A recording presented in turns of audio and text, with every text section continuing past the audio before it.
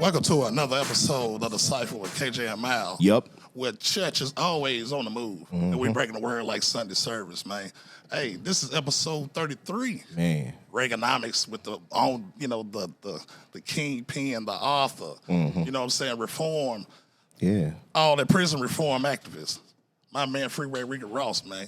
You know what I'm saying? It's going down in the real way. Hey, man, this show is sponsored by PJ's Barbershop, man. 327 Rural Hill Drive. Antioch, Tennessee, man. Go holler at my partner, man. PJ, man. Man, PJ's I just got hooked up. Yeah, you got him shaped up, man. You see the glow? I just got it hooked up. Man, got him right in here. Right. Yeah, man. But I'm ready to kick it to my co-host. What's going on, man? What up, man? What up, K? We back, baby. Yeah, man. Another one, big one too, boy. Yeah, man. Man, very excited about this one, man. Yeah, man. Man, very excited, man. It's an honor, man. It is, man. Yeah. All mine. Yeah, it's an honor, man. I love it. Yeah, man. Yeah, man. So, man, I want y'all to give a warm welcome. You know, y'all look at Snowfall. You know, you talking about, Franklin Saint, hey, man. Yeah. The first season is about this man right here, man. You know what I'm talking about? Made $1.7 billion in the game. You know what I'm saying? Right. Who can say that, man? You know what I'm saying? There's a lot of people can't say that. It ain't too many. But he's out here making a difference, man. He's a boxer promoter. Yeah. Got his own strand out. You know what I'm talking about? Got his book out. Y'all give it up for Freeway Ricky Ross. Yes, sir. The OG. What's up, man? Man, everything good. Everything good? Yeah. Cool. To be back in Cashville, as they call it in the Yeah, Cashville. Yeah. How Cashville been treating you so far? Everything good? Man, I've always had love here. Yeah. Yeah. From in the pen, before I'd ever been here. The guys that I ran around with, that was from here was always super cool, Yeah. And since I've been here about 7 times now, just like my 7th, Oh, word. 8th time here. I came down one time for the Black College. Okay. Homecoming. It was lovely then. Yeah, you know what I'm yeah. saying? I just like it. Yeah. The weather was good, like Right. it is right now. Yeah. Nice and hot and cool at the same time. Right. So We've been having some Wayne, bipolar weather here a lot, but yeah, Tennessee's good. It's cool. Yeah, man. But right now, man, on this show, it's squeaking and everything. But on this show, man, we got ask some real questions, man. We're gonna start off just talking about. we good. I told you I'm an open book. Okay, Yeah. man. We're gonna start off. What you're doing right now. I tried to when I did the book. I tried to put everything that I could think of, so that the young brothers and sisters, when they read my book, they would know exactly what they're getting into when they walk into that game. So Right. and I ain't stopped doing it like that. Oh, okay. When I do my shows, I don't want no questions that's already prepared. Yeah, and and all all that. that, man. You just want to Yeah. raw and Do it from raw. the- Let's Right. give people the real. Man, that's what I'm talking about. But Church on the move, man. We've been feeding them so much fake shit. You know what I'm saying? And Right. That it throw people off. They don't know the real from the fake. You know Right, what I'm saying? right. I go to schools and time they be like, man, why you change your name to Rick Ross? I said, you gonna have to ask my mama that because she did it at birth. Yeah. Oh man. Yeah. So, man. I just want to get into, since you've been out, man, you got the boxing promoting. So how's that going? Yeah. I'm happy with my position in the boxing game. Oh, okay, yeah. Yeah. I don't know. I just like to find new things to do. Once you Right. conquer something, and then you be like, well, what else is it to do? And boxing just popped up. So I'm in it heavy right now. I got. Matter of fact, that's where I'm going tomorrow. We got Kid Austin fighting tomorrow. So That's in San Antonio, right? yeah, San Antonio, Texas. He's 9-0 right now. He'll be 10-0 after tomorrow. And Yeah. looking for him because he wanted him, man. I know everybody on Tank right now, and, Yeah. and Right. Devin, Oh, yeah. and Right. Ryan Garcia and Shaquille Stevenson, but Kid is right there. And one thing that I say about blue collar workers, you know what I'm saying? Because I consider myself a blue collar worker. Right, me too, yeah. I ain't one of them dudes, go to the boardroom and sit behind the desk. I like to Yeah. get out there and get my hands dirty. Hands on. To be with the people. Yeah. When blue collar workers get their shit together, you know what I'm saying? They hard to beat. So Yeah. be looking for Kid Austin here in a couple couple months. You know, maybe by next year, he might be screaming title shot. You know. Oh shit! Man, give me a ticket, man. How many boxes you have up on that you working with right now? Right now, I'm working with like 8. Okay.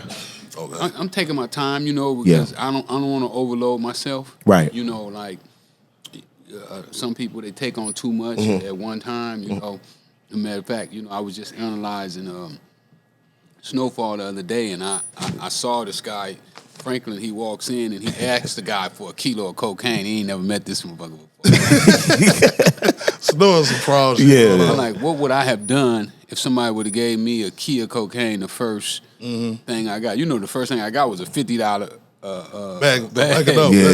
That's it. And I fucked that off, really, Because I remember in your documentary, you said you didn't know what to do with the dope. I didn't know what it was. I didn't even believe when my homeboy gave it to me. I didn't even believe he was telling the truth. I'm like, this motherfucker ain't never lied to me before. Why he lying to me now? Right. You know what I'm saying? Yeah. So I could imagine if somebody would have gave me a kilo, talking about it's worth $16,000, but you can turn around and sell it for $200,000. Yeah. Because the first kilo I got, that's what I made off the first kilo I got, was like $200,000. Maybe a little more. I might have squeezed it because I would squeeze them a little bit. Yeah. Squeeze a little bit. Yeah, I squeeze them a little bit. Throw the scale off just a fraction of a tenth. You know what I'm saying? Right.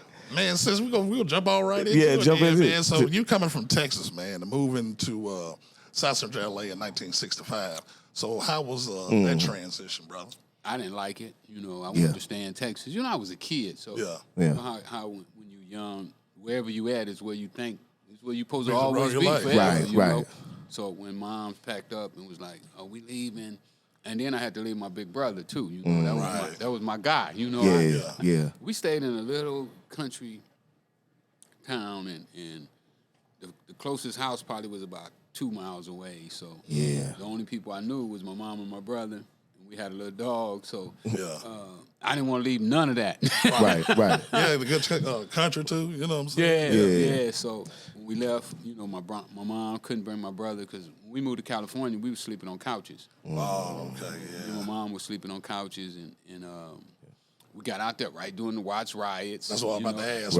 Watts riots was jumping off. So all this for a kid, who ain't never saw none of this, ain't never heard a gunshot. Real culture shock. Yeah. For sure. Yeah. And I left my guy too. You know what I'm saying? Yeah. Like left my guy down there. Right. So for me, it was a real culture shock. Now in California, we got army tanks riding down the street, and we got the Black Panthers running around with guns, and I get to see all this, know. And then finally, when Bro moved out, he joined us. Us was another group that was kind of like the Black Panthers, and he would take me with him to their marches and stuff. I get to go to the marches, and I didn't get to march with him, but I'd be standing on the sideline watching them do their little turns. Oh yeah, with the flag and all that. Yeah, I'd be like, ooh, I'm gonna do that. So you had the breakfast programs and all that stuff. Yeah, right? they was doing all that. Yeah. So I was there during the Watts riots when they first jumped off. Okay. Go ahead. How old was you when you was in Texas? When y'all moved to Texas? How old was you? When we first moved, I was probably about 4 years old. About 4. How long was you out there? California? When you was in Texas. Just from birth to fall. So it was very short. Oh, okay. I don't really know nothing about Texas. I got you. If I go to Texas, I'm lost. Yeah, it's a big state too. Yeah. It sure is. Yeah, I got family members down there that I still talk to once in a while, but for the most part, I became Californian. Right. I fell in love with California. Yeah. I just loved it. Right. Yeah, California, everything. So exactly. High school come around, so you playing tennis at Dorsey High. Well, before that, I wanted to be a Crip. Yeah. Really? Well, Hoover? Yeah. Was they Hoovers then? I think they may have been Hoovers then. Yeah. They may have been Hoovers, or they might have just been West Side Crip. Okay. I wasn't that sharp on the whole game. You know what I'm saying? Okay. Yeah. Okay. I'm only like 11 years old. But Yeah. what I did like is I liked the camaraderie. You Right. know? Yeah. All these guys together, you see all that power. And then, Big Took was like super big, and Yeah. me and the little homies, we used to go up there and watch them play football. We used to watch the Crips and the Bloods play football against each other. We remember before they even start fighting. Yeah. When they played football together. Right. And then one day we were at the park, me and all my guys, and we playing roller derby on the tennis courts. Yeah. And this guy walk up and he asked us, could we hit the tennis ball inside the box, and he'd give us 50 cents if we could. So started another career. Yeah. I'm gonna make them 50 cents. Yeah. Like when you picked up the tennis racket, you didn't know anything about tennis though, did you? Oh no, I never saw a tennis racket before. In your life, yeah. Yeah. I didn't even know what tennis courts was used for. You know, Really? we just saw these concrete courts with smooth, with nets on them, and you know we would use the nets to bounce off and run around them. Right.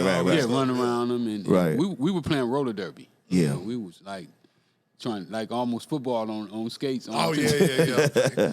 Yeah, it's a dangerous game. Yeah, it is. Word. So lucky for tennis though, because tennis took me away from the gang life. You know, I could imagine. Matter of fact, one of my homies, man, he just got out like last year, man.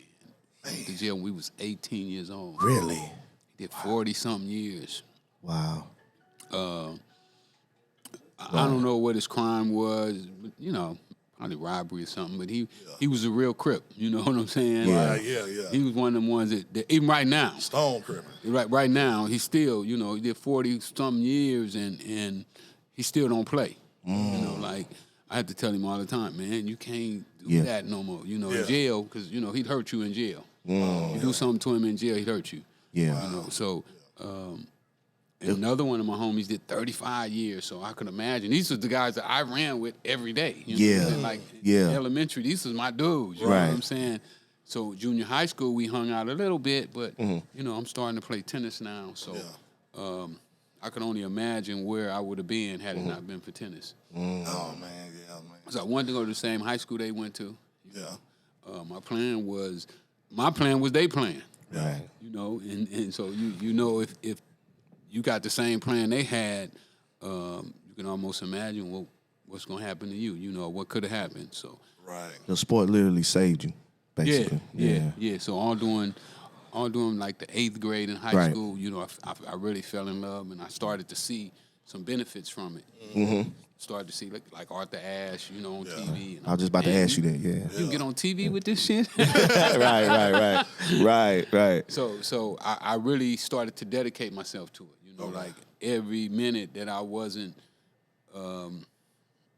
in school or mom making me do something, I'd be on the tennis court. Yeah. Oh, okay. So That's cool, man. that saved me. Yeah, man. So I was looking at your documentary, and and you were saying you was about to go to college. Yeah, I should have been able to go to college. Everybody on our high school team went to college, got scholarships. Because I heard your homeboy, one of your cats from the Freeway boy, he was playing tennis at another school, and he came. Norm. Yeah, Norm. Yeah, that's Norm. Yeah. He said what did he say? He said all this all these school, brothers all these brothers in school. He's like, man, I want to be on that side. Yeah. We had probably the best black tennis team in the country. Yeah. You know, for a group of black guys had been brought together, we probably had the best black. Because we was even ranked as just a regular team, you know. So we know definitely there was no other black teams that was as strong as us. Man. And probably in the whole country. Yeah. And it was what the early 80s, late. No, these are the 70s. Yeah. 70s. Okay. Yeah, these are 70s. Okay. Yeah. So after I found out that I couldn't get a scholarship because I couldn't read or write, I found myself back in the hood, you know, trying to figure out what I was going to do. Yeah. Then Norm came and got me. He talked me into going to a junior college. You know, he filled out all the papers for me, get me in, and so we did that. But I'd already put my feet back in the streets. I was in the streets then. You know? Right. I'd started hanging out with some of the homies that I went to school with, you know, junior high school and elementary. They were low riding. And I said, damn, I had never seen a low rider before. You know? Yeah. Because I was a square. You know, my folks, tennis. Yeah. That's my way out. So then they took me to the street races. I saw the low rider. I was like, oh, I got to get me one. Got to get you one. Was that Crenshaw? Yeah. No. This was when it was in the hood. This was on Vermont and Century. Okay. Yeah, right in the hood. You stayed off Figueroa, right? I stayed right off Figueroa. Okay. Yeah, we could walk to the street races from my house. Oh, okay. Yeah, It was real close. And that's where you got the name Freeway from, by you staying right there. Yeah. Stand by the 110.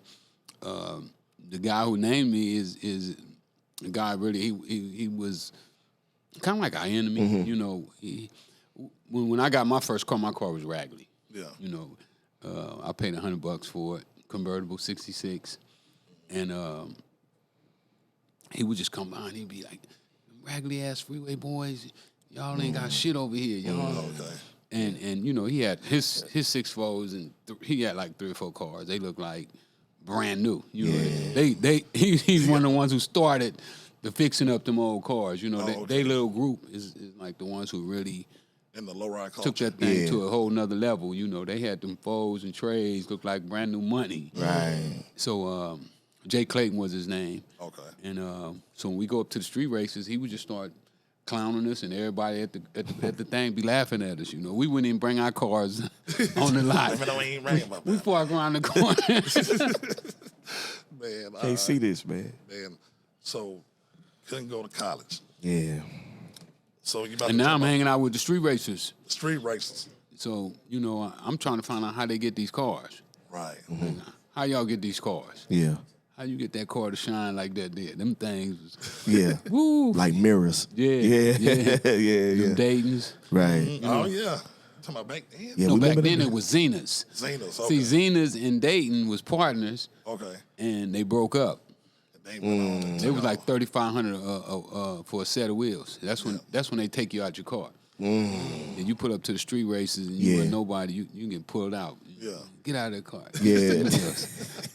So now I'm hanging out with these dudes, and nobody won't really put me down. So I ran into this one cat named Dirty Benny, and Benny had a Broham.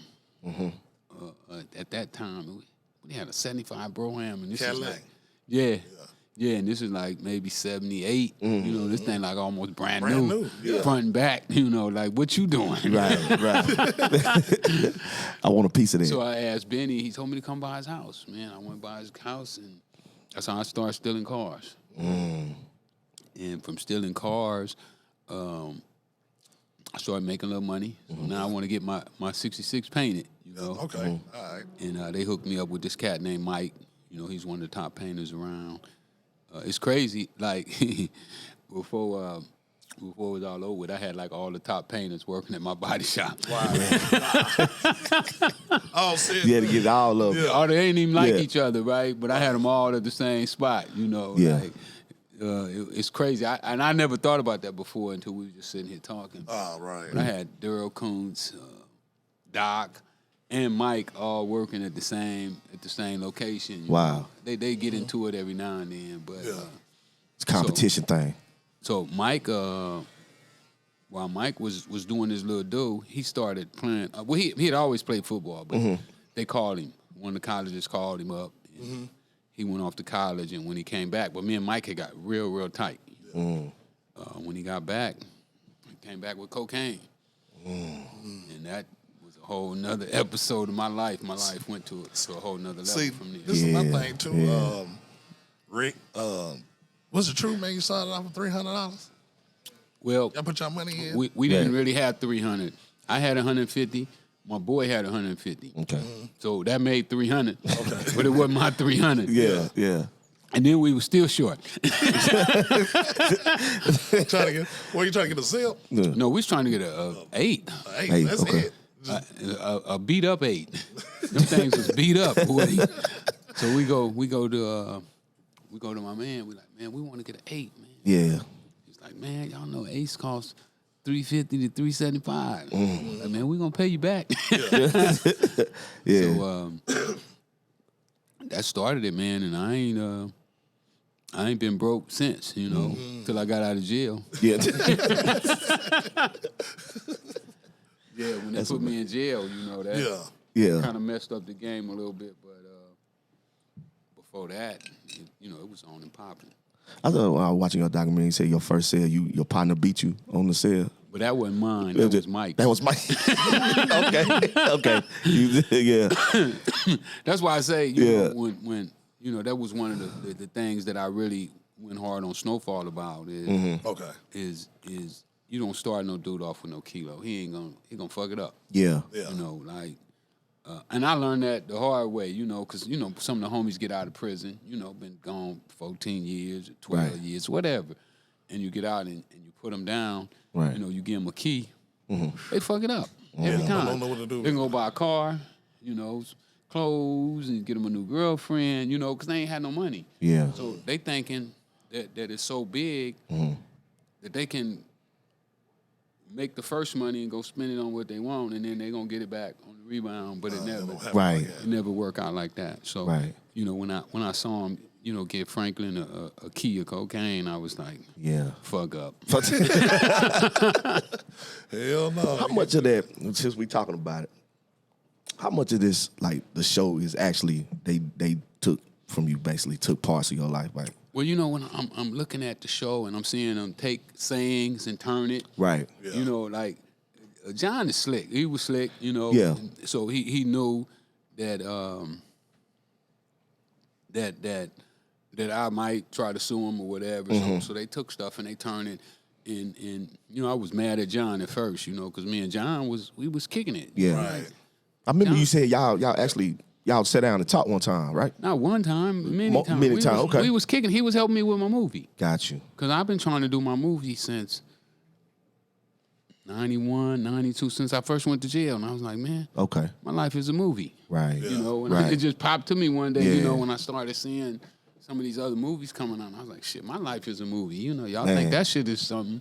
Wait till you hear this shit here. Yeah. We going down right here. Yeah. Right. So, excuse me. I started off working with George Jackson. You know, when I was in prison, he used to write me, and we talk on the phone about putting it together. Right. Before he passed, and then he died. So it kind of left me like nowhere again. You know. Right. But anyway, when I got out, I thought John Singleton would be the perfect fit. Yeah. Like South Central, you know, went to USC, did Boys in the Hood. Right. You know. He had to do it. Baby Boy, you know, like perfect fit. Right. So when what I call showing me love, you know, by sitting down talking to me, because I didn't have no money, you know. Yeah. I didn't have no money to pay him. So I felt that he was showing me love by working with me, you know. Right. Because I was learning. I'm learning the game. Right. But one day he just stopped taking my phone calls. Wow. So I was like, damn, where'd John go? Yeah. You know, but that ain't the, you know how many times I done had motherfuckers stop taking my phone calls. Yeah. What year? Count the numbers. What year was this? If you remember? You know, like 90. I mean, like 2010. Okay. Maybe. Okay. You know, Yeah. Maybe 9 even. You know, Yeah. we started. See. I got out. For a short period in 93. Okay. So I stayed out from 93 to 94, like 6 months.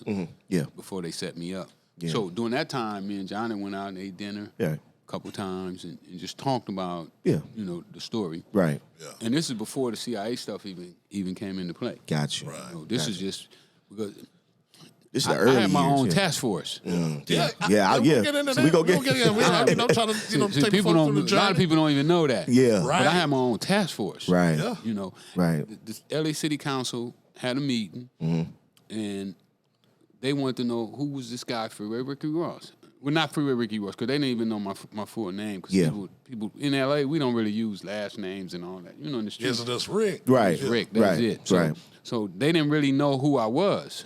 You know, they didn't know where I lived because I'd never been to jail before. Right. Tennis player, I'm a square. Yeah. So they want to find out who is this guy. So they get all of these elite cops from all of these police stations around the The areas sheriff's office. that I was in. Not just sheriffs, just LAPD It was too. everybody. Yeah. It was all of them. Right. They got the most elite narcotic agents from each one of them stations. And it was 35 of them all together. Wow. And their job was to find out who Ricky Ross was and to stop him from selling dope. So in the process, you know, I guess they got corrupted or something.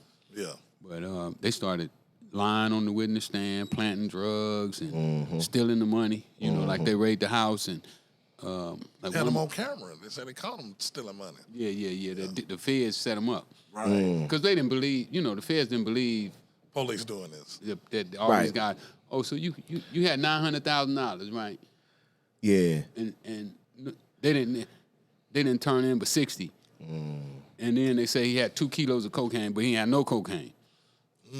So they was being real slick with it. You know, like, you gonna claim the money, you gotta claim the cocaine. Right. You ain't gonna tell us that you gonna claim the money but not the cocaine. That don't work. Right. That ain't no judge, no jury gonna believe that. Yeah. So the cops had got real slick. So every time they would raid, if it wasn't no drugs, but it was money, they would plant drugs. Mm-hmm. Wow. So now you're looking at some time, because if they just catch you with money, Yeah. they don't carry no time. Right. So when they kept doing this, I went to my lawyer. I was like, man, my boy said he didn't have no dope in that house. Yeah. It's my boy, Right. We grew up together. He ain't Yeah. never lied to me. Right. You ain't got to lie to me. If it's dope in there, it's dope in there. So what? Right. We just going to fight it the best way we can. But, Yeah. But he's like, nah, man, wasn't no dope in there, Ricky. I don't take no dope over there.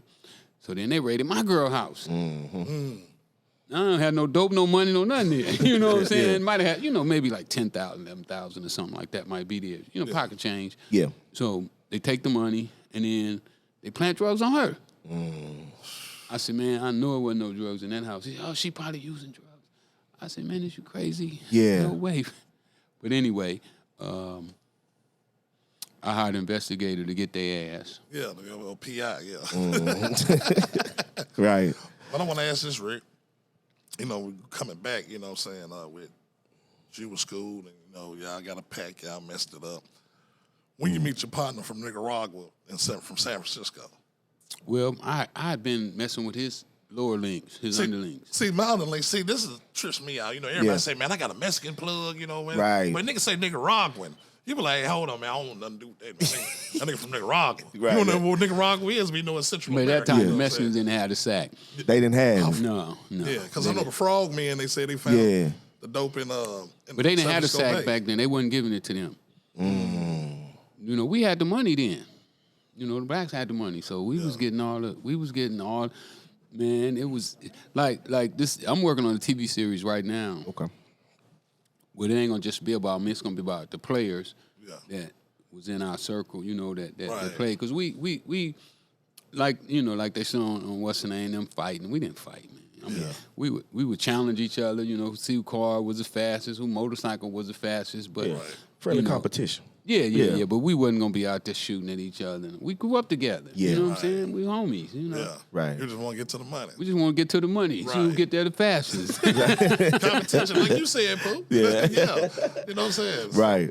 But, so you get that pack, right? So I would listen to some, I think it was the Escobar Underboss, and she had some, everybody was freebasing, but they had some thing called Pichi Kete. Back then, they were smoking cocaine in Bolivia. Yeah. Oh yeah. You talking what about that's a DA agent. Yeah, That you talking about. right. Michael Levine. Yeah. One of the top DA agents at that time in the world. And that's the he said that's when he first seen Right. freebase, not crack, but freebase. No, it was We never called it crack anyway. Right. y'all called it Ready Rock. Yeah, we called it Ready Rock. Yeah. But you said it was the PJ. Pichi Kete. That was in Bolivia. Yeah. That's what they called it. That's what they called it. That's That's what they what called they- it in Bolivia. okay. But they were smoking cocaine, but it wasn't freebase. Got you. And they said it was going to hit people faster, and then when it came to LA, that's when they called it crack. Got you. Yeah. Well, no. When New York got it is when they started calling it crack. Crack. Oh, okay. So you saying that Word. LA y'all called it Ready Rock when New York got it called Right. it crack. They called it Right. crack. Okay. Who was the first cook-up boss, man? Yeah. I don't know. You don't know. So that's what I'm saying. Like They everybody was already cooking it. Like, No, who they, had- they was yeah. already cooking it when I started.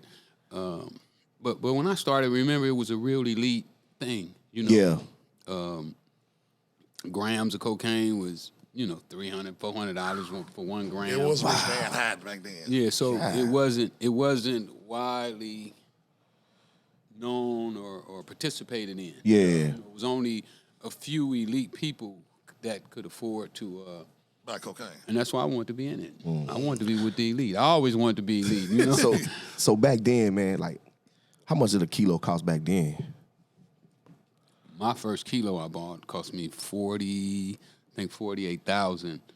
But But my first ounce cost me $3,300. $3,300. So if you go 3,300 times, what is it, 35? I ain't did a kilo in a long time. 36, 35 ounces, you know, you're talking some big numbers. You're talking about maybe 100 something thousand, maybe. Damn. For 1 kilo. But see, when I was buying a kilo for 45, 48, whatever number it was, I don't remember. I was able to make 200,000 off of that.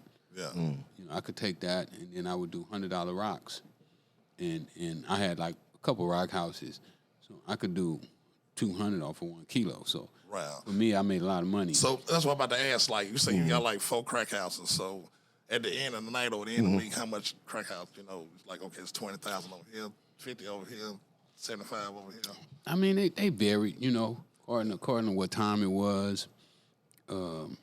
First of the month, check time. Yeah, you know, I had spots that would do 100,000 a day. You know, that's serious. Back then. Back then. So we had like a couple of them. You know, like we would have, and when I say that, like it would be a street, and everybody on the street would be selling dope, but they all got their dope from me. Okay. And it might be, let me see, at one time I had like 3 streets like that. Wow. Maybe four. They just cooking and serving. That's it. Yeah. Well, we start cooking it for them. That's what I'm about to ask you. Yeah, we start cooking it for them because you know, like when to get somebody to cook for you was expensive. Because it was dangerous. No, it wasn't that dangerous. No, it wasn't dangerous. But when you don't say for instance, if you only got 3 grams. You ain't gonna play with that. I got you. I see what you're saying. You ain't gonna try to cook that. I see what you're saying. Let the expert cook that. Right. Oh yeah, for the person trying to smoke. Yeah. Right. Yeah. Okay. But you got to pay them for cooking it. But when I got up to ounces, then I would play with an 1/8. You know, it ain't really that much. You know. So that's how I really learned because I've been watching them. You know, you watching them do it, and then you saying, man, is it time to try it? You know? Yeah. And you don't want to fuck off nothing, you know? Right. Yeah. You know, you ain't no fuck off boy, so you don't want to fuck nothing off. Right. You trying to keep everything. Yeah, man. 40,000 a kilo. It's a 4,000 brick, man. That's crazy. Yeah, people don't even know that. But, and then you got to look, the last time they set me up, even before that, the last thing I got in Cincinnati was 9.5 a kilo. So I seen that thing go from 38 to 9.5. Wow. Yeah, no, 48. 48. Really more than that if you start with the 3,300 an ounce. Yeah. You know, it's even more expensive than that. So. I gotta ask, man. It's just I heard a story. I don't know if it was a documentary I was watching, but did you get stranded in Chattanooga with 20 bricks? I said I gotta ask this question, man. Like, did you? Hell yeah, and was broke. I said I had to. And no driver's license. And no, wow. Now, None of us had driver's license. This was in Chattanooga, Tennessee. Yeah, we came right through here, man. We was rolling. Hey, we went to Florida. We took all the money. We had like. When we left LA, we had about $620,000 when we left. Yeah. And you know I'm greedy. Yeah. They showed me them Wait kilos. a minute. I want them. You took what? Hold on. You took 600? Yeah, we strapped the money. Cause we young. On the plane? Yeah, we you young. know, back then, you know, there wasn't no TSA. I know it. Man. No TSA. You ain't need driver license. Yeah. You don't need no ID. You ain't need nothing. Right. So we strapped the money. Yeah. Our waist. Me, Big Low, Tone, and we went to Miami. Oh, Chinese Dave was with us too. Okay. So we go to Miami and we buy the dope and shit. Because I was going to ask you. I look at my bankroll. I say, damn, I got like $2,500. We ain't got no plane tickets. We ain't got no car. We ain't got nothing. So I said, man, let's look in the paper. Let's buy a car out the paper because we got hard. You know, we got hard. So we find a Suburban. I think it was a 74 Suburban. Okay. About $1,500. We throw them motherfuckers in the trunk, in the back. Drive all the way up. We hitting the road. I'm riding through Atlanta. Yeah. And I found a truck. It started raining too. I was loving it because it was raining. You know, in the rain, the police ain't gonna bother you. Right. So I get behind this diesel truck and he rolling. I'm rolling right with him. So we get close to Chattanooga and I hear the car go. Oh, man. Got the ticking. I wake the homies up. Man, wake up. Yeah. He was like, man, we told you don't be speeding. It ain't nothing but the hood. Yeah, that thing blew up, man. We pulled over, and I said, take the keys and throw them in the bushes. Yeah. So we threw the suitcase in the bushes. We called a tow truck. He came and got us, man. We got lucky, though, man. We Wow. They took us to this junkyard, and it was this big white dude, right? Had on a cowboy hat. Cool as a motherfucker, man. We was in a hick town. Yeah, Chad. He Yeah. knew. Hamilton County. Right. Yeah. He knew something, but Yeah. he was like, why y'all just don't go over in a car? Mm-hmm. Shit, we ain't got no driving license. How the way y'all driving? Yeah. So he said, ain't none of y'all got no driving license? Nah, we ain't got no driving license. Yeah. He said, man, see that little truck right there? I'm gonna rent y'all that. He rented us a little U-Haul truck, man. We threw them things in the back of the truck and hit back the road, man. We got to Vegas. The homies came and got us in Vegas. Wow. It was on after that, man. Wow. They had to start coming to L.A. after that because we had so much money when we got back. Right. Oh, they got nah. shaking over there. You know, I stretched them. Yeah. I stretched them joints. That's dope, man. Y'all had to ask that, man. Yeah, you heard that story. I did, That's a man. true I said, story. man, I had to ask this story. I was like, what? Yeah, that's a true story. Because I'm Damn. gonna ask this man. You meet the got the Nicaraguans. When did you meet Blandon? Well, my main dude at that time, his wife shot him in the back. Damn. Yeah, his wife shot him in the back. Damn. And that threw me too. I would have really, they probably would have buried me in prison if he wouldn't have got shot in the back. Right. Because for like 8 months, you know, I didn't have no dope. They like killed me for 8 months of the good time when I was like murdering the Right. game. You know, like I'm saying when I was getting 200 for a kilo when they was only like 48. Yeah. He got shot in the back, so I'm looking for him everywhere. I'm going everywhere looking for him. I can't find him. He in the hospital. Yeah. So one day, his brother-in-law called me, and he was like, man, your guy in the hospital. I'm taking over. So this guy take over, Henry. Okay. Henry was soft, though. You know, he didn't really want to be in there. He liked the money, But he didn't want the game. He didn't want Right. the gang, yeah. So he worked for a couple months, and then somebody got busted and scared the shit out of him. He come, hey, I'm going to introduce you to the big man. Yeah. I need 100,000. Just to introduce you? Really? He knew how much money I was making.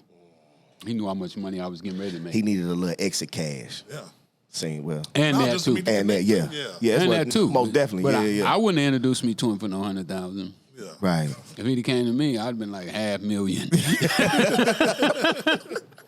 I did, yeah. I mean, because I knew what type of money I was getting ready to make when I got that connection. Right. So I talked him down to 60,000, and then he went and talked to dude. Dude gave him 60, so we all agreed that was the deal. 6,000 a brick. Yeah, so So what you started off with, like 6,000? We can start with 20, 100.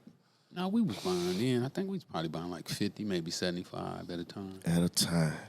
Wow, man. Just amazing. No, I made the money that I gave him. I made that back the same day. Ooh. No, I was doing it in. At that time, I was doing at least 100,000 profit every day. So you clean and damn near 700,000 from Monday to Sunday. Yeah, on a week here, easy. Wow. Easy. Man, where y'all put the money at, man? I know y'all got no damn Adidas shoe boxes back there. Y'all had You Adidas can't put them in. You can't put Yeah. them. We've been outgrew the Adidas boxes. No, no, no, you know, Yeah, right. I did that in the 3 wall months. and I everything. think I did that in 3 months, man. Right. Because I'm like, man, about Well, see- 700,000. See, my mama was so strict, right, Right. that she would know if you bought a new pair of shoes. Where you get them shoes from, boy? You done stole them? Because she thought I was a thief. Yeah, well, I was stealing cars. but- Out there. I was just say, well, Rick. So anything she see you with, you stole. Yeah. So I wouldn't buy nothing. You Yeah. know, all my money just kept going back in. That's what I said. That's what kept you off the radar. It did, and I wouldn't go nowhere either. You know, I wasn't. Homebody. My girlfriend at that time, her mama was so strict And the only time I could see her is when her mom was at work. So, Yeah, okay. so when her mom was at work, I could go by for a little while. We all done been there, Rick. All up. You know what I mean? Yeah, man. So all I did was, stand up under that tree. But just like you said, that kept you off the radar too. And then too, you wasn't what you call like a violent guy. Like, that always. I tried to stay away from violence. Even though, I almost got myself killed though. Right at the beginning of the game. Really? Yeah. It was. We go buy a half ounce from the Cadillac boys. Okay. And Was it in South Central? Yeah, they in South Central too. Yeah. And they sell us some bunk dope. So me and my boy, we get back, and I was a car thief. Mm-hmm. So me and my boy, we said, man, this motherfucker selling us this dope. And they won't answer the door and won't talk to us or nothing. Yeah. Like fuck that, we can go steal his car. Yeah.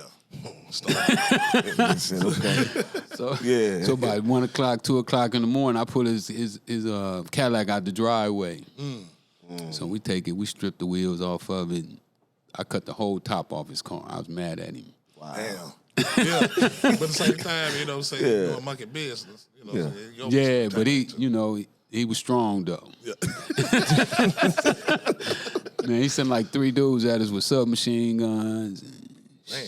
It was ugly. So then that was another thing. We went underground for that too. Yeah. Okay. Like we didn't even hardly come out, until we got up to some strength. Oh, okay. Yeah, because your partner said y'all had guns and all that. Yeah. If anything go down. But No, this was before we had guns. I mean, we had a couple of pistols. Yeah. You talking about that artillery? Yeah, but yeah. Nothing like Right. they had. They had that shit. Yeah. Yeah, they had that. They was water boys. They really sold PCP. Oh, okay. So at first, PCP boys was like running the streets. They was the ones had everything, all the cars and the girls, everything. Yeah. So it took a while before the cocaine caught up. And the crack just knocked it out of the park. Right. Yep. So, man, top of your game, man. You rolling, man. You done met Landon. You got the bricks rolling. And I heard it got hot. Like when Reagan came in, he was doing all these laws with the CIA and all this stuff. And I think it got hot. That's when you moved to Cincinnati. Well, not mine. I moved to Cincinnati because of the sheriffs. That's what I'm saying, yeah, because it got hot as far as police and everything. Yeah. The sheriffs. The Ricky Ross task force. Yeah, they made us move because I was like, I'd rather get caught somewhere else and get a gang of time than to go to prison in California for something I didn't even do. Wow. Heard the penal system crazy over there, man. Yeah. Yeah. But it was worse because you got guys planting drugs now. Okay. Not that the penal system is crazy, but you got cops that's getting on the witness stand lying. Like, literally getting on the witness stand saying, I saw you with a bag. Like, one night. No, you had no bag. Yeah. One night, I'd been off the scene for a couple of days, and then I hadn't seen the homies. And so I had this tire shop where I sold custom tire and wheels and radios and alarms and phones, everything. So I'm passing by, and I see all the homies in there shooting dice. You could tell they're shooting dice. Everybody on their knees. Yeah. All the motherfuckers shooting dice. So we go over there and holler at everybody. So I jump out the car. Boom. We run in, we holler at them, and then we walk out the building. Everybody, when I came out the building, everybody came out the building with me. So I jumped in the car, took off, and I'm looking up, and the homie is like, man, it's a car following us with no lights on. So he pulled the strap out, got that long 41 Magnum. He's like, man, I'm finna bust their ass. So we pulled up to a red light, and we had tinted windows. They had tinted windows. So they let their window down, and we saw the badges and stuff. So he's like, oh, shit, that's police. That's Tomar. Yeah. That was his name. Tomar was his name. Okay. He said, man, you know that motherfucker said he gonna kill you. Yeah, so I mashed it through the red light. Yeah. So we had a high-speed chase. Eventually, I was able to jump out the car. But now when we go to court, because they plant drugs on us that night. Take both my boys to jail, plant 2 kilos of cocaine on them. They said they saw him go in the car and put the cocaine out of the trunk and put the cocaine down right where I jumped out the car and ran at. took pictures of it and all that. Wow. Cold setup. And they said that I had his gun. Wow. Because they wasn't tripping on him, they was tripping on me. So all the dirty stuff they put all on me. So did the Rampart come up behind that? they was part of Rampart was the guys who didn't get fired. You know, they fired a lot of them. I think like 6 or 7 of them went to jail. Yeah. 150 guys got out of prison. Them the same guys that Bush Sr. pardoned, right? Didn't he pardon some guys? No, these guys didn't get no pardon. They didn't? Okay. No, they all did their time. They did? Okay. Well, what happened is after I had the private investigator to investigate them, they indicted me on what those cops were saying. Because, you know, the feds, they don't really need evidence. Yeah. If say, for instance, if somebody come in and say that you had a kilo, they saw you with 10 kilos of cocaine. They would say 10 kilos of cocaine. Well, I saw him with 10 kilos of cocaine last year. Now, if they take you to trial and the jury believes his statements, they can indict you. Wow. So they indicted me on what those cops were saying. And when we went to court, my lawyer turned over the private investigator's investigation. Wow. And what happened is they wound up indicting the cops. Yeah, I seen that because one of them cops was on your documentary. Say he seen it. Yeah, he was one. Yeah, he said he was in Vegas. I tried to get a couple of them on there, but they wouldn't do it. Yeah, fuck that nigga. Yeah, I wouldn't do shit with him, and you know. Yeah, but you gonna take my money though. Right. That's that bullshit. Well, you know, this other one, Steve Pollock was his name. He was a cold redneck. Sound like racist. Yeah, you know, he sound like he was the main one, you know, cussing and using the N-word on the phone. So just out there crazy, man. Wow, man. But yeah, that's why I moved, because they was all these scars in my face. They let the dog bite me while I was handcuffed. Yeah, I seen that. You know, because you say you jumped in the closet, wasn't it? Mm-hmm. And they let the dogs bite on, because you see him kicking the dog off because he was. No, I surrendered though. Yeah. Once I knew they had me, I was right. Yeah, they got me. Put up a fight for. Yeah, I ain't gonna fight no more. You know, right? You got me. But they turned the dogs on you once they handcuffed me. Yeah. Yeah. So I was like, I ain't putting up with that shit no more. I'm gone. I'm out of here. But I want to ask this, man. You come back from Cincinnati. I just left Cincinnati. You know, I said just left Cincinnati. Right? And that's what I'm saying. You left Cincinnati, but with the music, is it true, man? You did Anita Baker's first album. Yep, I did. I was messing around with. This go back to tennis, really. Right. You know, when I was in high school, you know, I didn't have money. Yeah. You know, my mom, we was on welfare, so I didn't have money. So the tennis coach used to hook me up with little gigs, you know, like with rich people, kids, and I would go out and I would hit balls with them, and they'd give me. At that time, really was a lot of money, but I didn't really understand how much money it was. $20 an hour. You talking about back in 74, making $20 an hour. You know, 14, 16 years old. You know, I was making a lot of money. That's a lot of money, yeah. But to pay for my tennis lessons and tennis shoes and rackets and stuff, it didn't seem like it was a lot. But anyway, he hooked me up with this guy named Otis Smith. And that's a long story, man. It's in the book. Yeah, it's cool. So one day I'm just chilling out, right? I ain't seen Otis in, I don't know, 8 years, 7 years, you know, since I was 16. So I'm like 21, 23 now, maybe, something like that. And rich, though. Yeah. You know, I got power. Right. So one day I just want to chill out. I go to the tennis course by myself because they had a pro tournament out there, and I look up. His son was playing. And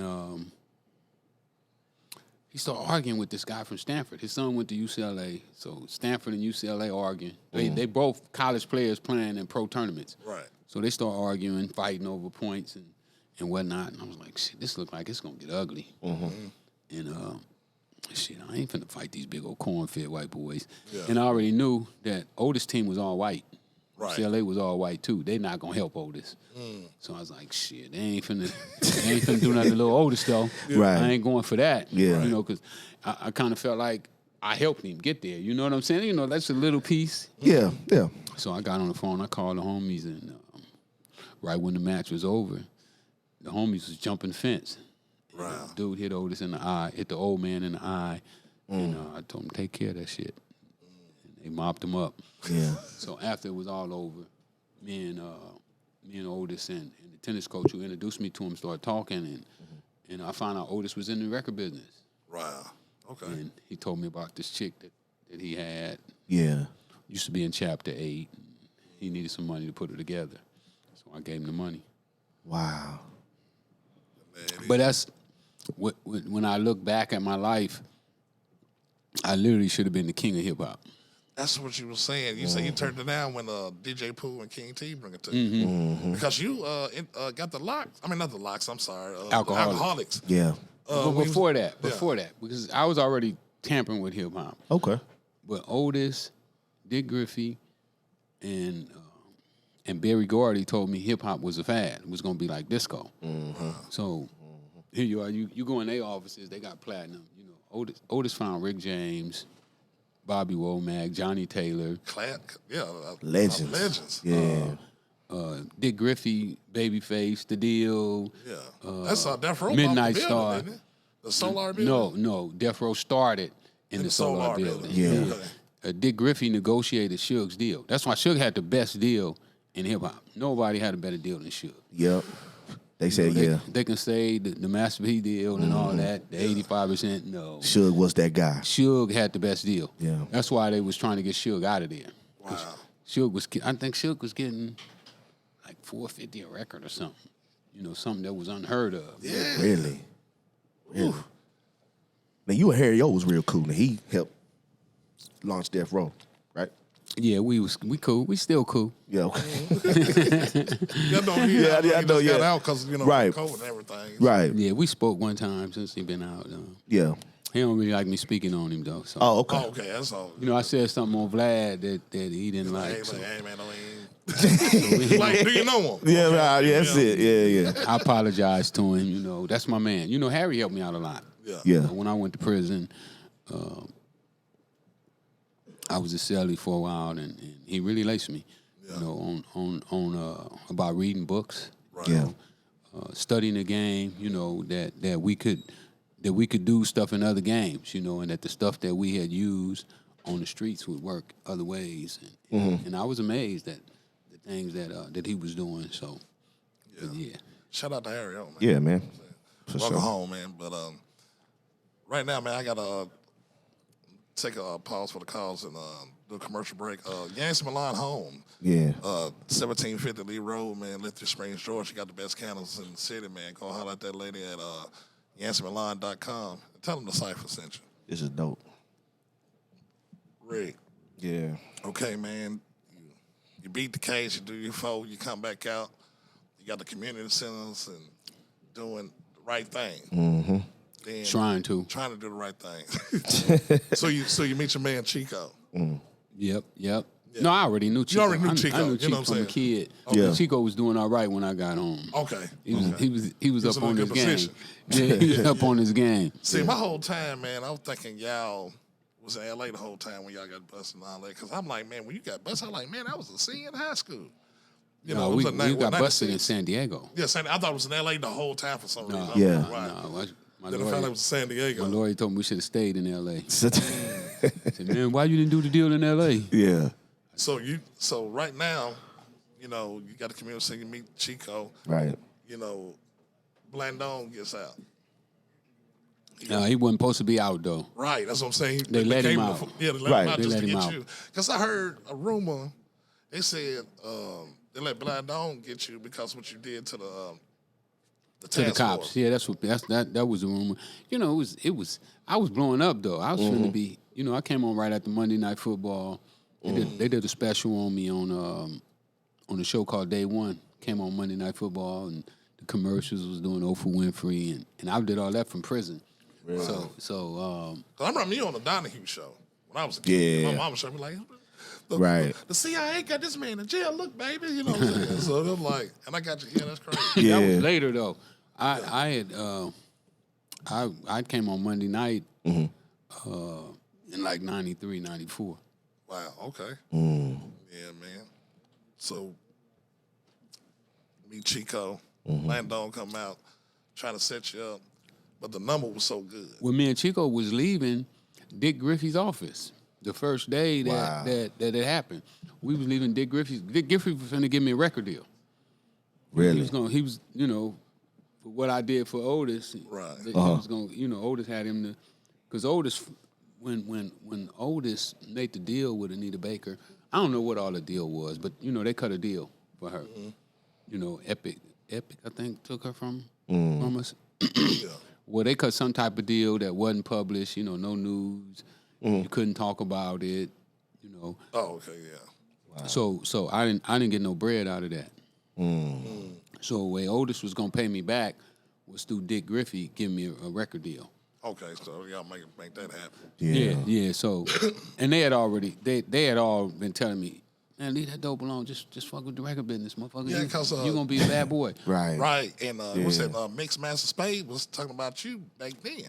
Yeah, Spade was my boy too. Yeah. Mm-hmm. Yeah, Spade was my boy. Yeah. Right. That's yeah. dope.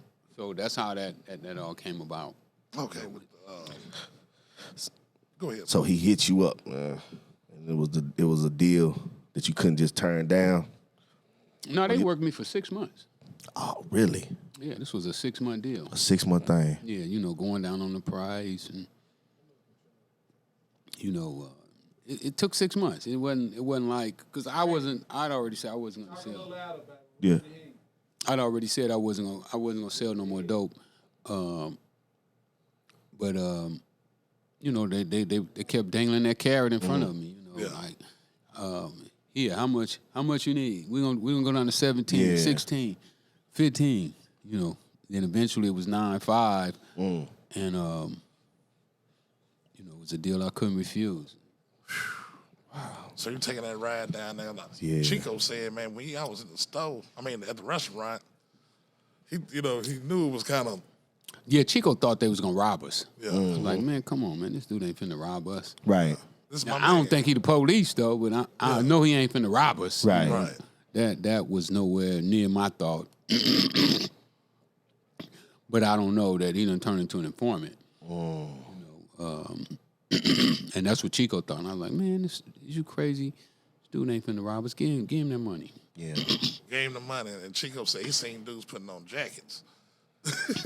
Yeah, well, see, it wasn't my deal. So once he gave him the money, I threw Mike the keys. Yeah. Mike is the guy that gave me the first 50. Wow. So I threw Mike the keys to the car. Mike jumped in the car. I jumped in my car and I took off. You know, I was gone. Yeah. And they blocked me off before I got away, but I was done with the deal. So I didn't really see everything that they saw. I knew a car tried to block me off first, and I went around it. And then I saw the black and white cars pulling in, you know, blocking off the streets and whatnot. And I was like, oh, shit. Yeah. It is. Damn. So you're back in LA. Helicopters coming up off the ground. So they know it's a setup. Oh, yeah, it was definitely. Wasn't no way they knew I was gonna run because I knew I was looking at a life sentence without the possibility of parole. Right. So I don't know, man. You know when you thinking about it, you know, just and by me being broke, I was like, shit, fuck that. I'd rather be in jail broke. And once you make your mind up like that, it's done. It's done deal. Wow, man, I hear that, man. So. Wow. Chico said he took the plea, got 7.5, and then he said when you came in, they talking about, man, they gave me life. Yeah, they wouldn't give me a deal. I tried to plead guilty to 20 years. They would like, nope. No. But they wanted you. That's it was my setup. It was my setup all the way. So it made me go to trial, and during the trial, you know, is when we found out about the CIA stuff and that Blandon was an operative for the Contras, and you know all that stuff came out. Yeah. Because Gary Webb from San Jose. Yeah, Gary, San Jose Mercury News. He broke the story. Yeah. You know, and just how it happened, man. Them dudes just, you know, I went to trial. I lost. You know, I let Mike off the hook. You know, Mike was on trial with us. Yeah. Right. You know, so I told him Mike didn't know what was in the car because the jury said they thought about letting me go. Oh, wow. You know, the jury said they thought about letting me go. They didn't like the fact that the cops had targeted me as soon as I got out of prison. Right. With a dope deal. And they was giving us the dope on credit too. Wow. So the jury didn't really like it. But when my lawyer pulled him, they didn't like the fact that I had Mike driving the car with the dope in it and didn't tell him it was dope in the car. Man. Wow. That's heavy, man. So you in jail. Know you doing life. Can't read or write. Yeah. So what make you start reading and writing and all that? Well, dudes kept saying the way out was through the law library. So I knew the only way that you could use the law library was by reading and writing. Yeah. So I started learning how to read and write. Yeah, because you were saying, I think on one of your documentaries, you was like, you had a card that said with an A. Yeah, I had to learn my ABCs all over again. Wow. Then you found something in your case that got you free. Yep. Well, I found what it was. It was a continuous criminal spree. See, what happened with me was a continuous criminal spree and not a career criminal. What's the difference between a continuous criminal spree? A continuous criminal spree is when a guy is committing crimes, but he never get caught. But a career criminal is a guy who goes out and commits a crime, gets caught, go to jail, get out, commit another crime, go to jail, keep on, and get out, and then commits another crime. He's a career criminal. Yeah. Okay. So mine was, I was just committing crime in different states. Right. Like Ohio, Texas, Louisiana, California. So when they finally indicted me, my indictments were secret indictments too. Wow. So nobody knew that I was indicted. I didn't know I was indicted for sure. Yeah. That was because what the CIA was involved. Because they was involved. No, just the feds just do secret indictments. They do that for people that they don't think they can catch. Like if you're hard to catch, they'll just indict you, and then whenever they catch you, they'll bring the paperwork to the forefront. Got you. Right, man. Like if a normal cop pull you over and you're under secret indictment, he probably won't know. Okay. Go ahead. So you beat, you find out the law library, you find that out, you're about to get out. So what's the first thing on your mind, man? You beat it, you don't got a life sentence now, so you're back on the street. So how you feel? Shit like Superman. I taught myself how to read. Before I left prison, I read over 300 books. I was about to ask, what was go ahead. I knew that, I knew I never had a job. I never had a job. I never filled out life? Not in my life. I never filled out a job application. I don't know what that's like. Yeah. To fill out a job application. So I never had a job, never filled out an application. So I was like, what the hell you gonna do? Go back to selling dope? So what I did is I started to prepare myself for the streets. And I started looking at like all the guys on the street who was having money. The Master P's, the Puff Daddies, the Bill Gates. Yeah. And I started to say, well, how can I beat these guys out? Because I wanted to beat them dudes too. Yeah. When I was in prison, I wanted to beat them dudes. Yeah. How you found out Rick Ross was taking your name? I had a book club when I was in prison. With all the guys in my book club, we'd all read the same books and share magazines and everything. Yeah. So one of the youngsters that was in my club one day, he brought me a book. And dude was in there, talking about he was Rick Ross. Just took your name. Yep. So after I read all those books, game plans started to come to me. Because, these are the people. Well, it really started from Farrakhan, too. Farrakhan, I went to one of the meetings, and they were watching the video, and Farrakhan said, study them. And I was trying to figure out who he was talking about, and then it came to me one night. He talking about the people that run the country. So I started studying all the people that run the country because I want to be one of them. Yeah. Right, man. You will, man. What was the first book you read and the last one you read before you got out? First book I ever read was Malcolm X. Okay. Autobiography by Alex Haley. And when I read that book, I saw that that I could be probably bigger than Malcolm X. I saw where he made his mistakes at, and if he'd have did a few things differently, I felt he could have been bigger. Yeah. So I started working on the things that I thought he should have been working on. My favorite books, though, the ones that I feel gave me the best game plan, Think and Grow Rich, Richest Man in Babylon, As a Man Think. I mentioned them three in my book too. Mm-hmm. Okay. Must reads. I recommend everybody reading those books because those books really, really put me out there. Yeah. To the point to where I'm doing the things that I'm doing right now. Right. Right, man. I love it, man. It's awesome, man. I want to ask this. You never caught a RICO law, and we go in and on this one, man. Right. What do you think about I had a RICO in RICO? in L.A. Yeah, they pulled it. When they indicted those cops, they pulled it. Right. Okay. So what do you think about these young guys, young thugs, and Gunna, all these RICO indictments? Well, the good thing is they're not with the feds. Right, state. They with state, so they probably have a chance to beat it. They got a chance, But I've been really baffled that they haven't been locking these guys up for the things that they say on records. Man. Because remember what I told you earlier, they don't necessarily need to have you with the drugs to convict you of selling drugs. If somebody if I say I saw you with drugs and the jury believe it, then they can convict you. So now what if the prosecutors can get the jury to believe what you said on your record was true? So, man. You know what I'm saying? Like, right. That could be tricky, Oh, you said it. Because if we say something and they record it, that's what it was. That's what, right. Yeah. You're right. So, well, I was looking at a Boosie interview. He said they played his music all day long when he was under for his murder cases and stuff. He said they had a day where they just played his music all day. Just to listen to it, just to see what he was saying and stuff. Yeah, that's what I'm saying. That's why I'm surprised that they haven't been using that. Yeah.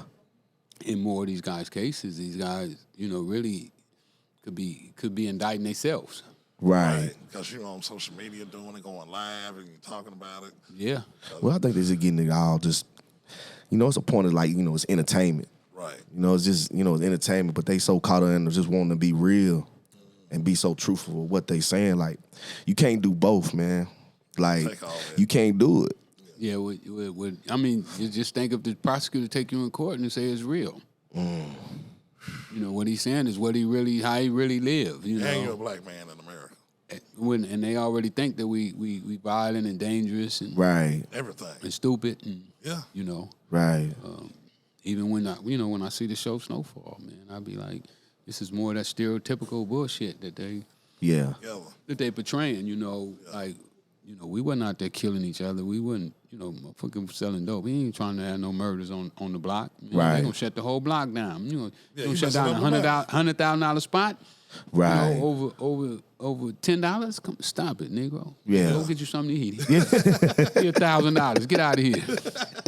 Hell yeah. I love it, man. But Rick, man, I want to thank you for coming, man. Yeah, man. Blessing us, bro. So give everybody, where they can catch you, get the book and everything. Yeah, man. Well, you can follow me on Instagram, Freeway Ricky. I'm most active on Instagram, Facebook, Freeway Ricky Ross, TikTok, Freeway Rick, Twitter, Freeway Rick. And if you want to get my book, don't go to Amazon, please. Jeff Bezos don't need your money, but I do. You can get the book at freewayrickyross.com. Also, I'm dipping in the music business now. Finna put some music together. The movie, we budgeted. Okay. We got a budget for the movie now. Negotiating on a TV series with 3 different companies. Okay. So we're gonna get the TV series out here in a minute, and we're just gonna keep pumping, man. Yeah, man. Yeah, man. And I want to say, man, I watched your podcast too. Mm-hmm. After the snow. How you was breaking it down. Yeah. I'm glad to be doing that with Dave. Dave used to own the Source magazine. Yeah. So, man, y'all doing y'all thing. Yeah, so I'm glad to be working with him. I just try to work with good people, man. Yeah. So many dirty guys out there that, you got to try to find a good one, and whenever you do, right. You got to lock in with them. Right. Me and Kay talk about that all the time, man. Every day, man. It's hard to find solid people these days. Yeah, it You know what I'm saying? Well, everybody talking about beat the plug, so. Right. They run off on him. Run it off on him. Yeah. Can't do that, man. And then shoot him when you beat him the second time. Right. Terrible. It's crazy. Yeah, man. Well, this is episode 33 of Reganomics, man. Yeah. Freeway Ricky Ross, man. Y'all can catch us on Scatter Sites TV. Mm-hmm. Go to that subscribe button right here. Right there. It's imaginary, but my hand will be on the side. So, you know. Subscribe. You know what I'm Yeah, saying? man. My man, Freeway Rick Ross, man. I just appreciate it, man. Yeah, man. I'm glad to be here, man. Yes, sir, Wonderful man. day. Yes, sir. Cashville, man. And round about this time, man, we just gonna say church on the move. Peace.